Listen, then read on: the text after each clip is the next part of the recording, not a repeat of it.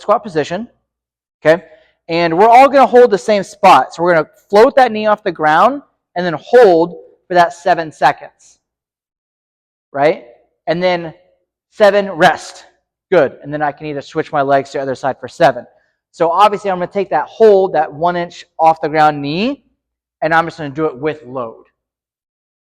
And I'm just gonna find a weight that I can get to that 7 breath kind of static position at with 2 things until I can get beyond that. You can play around with load and range of motion inside of a deficit split squat.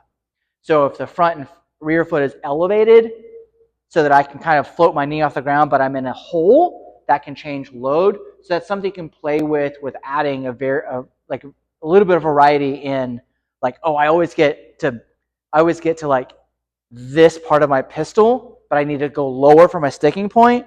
I can put both my feet on a plate, put my knee in a hole, and then I can really sit there for that 7 seconds in that kind of stationary position for my 7 breath. Okay. Yeah, so you can do the same thing and just say that this is, in theory, my load. I could just float that knee off the ground by 1 inch. So now I'm really in that like bottom position. So you can play around with that as well for that hard by 7. Cool. Good.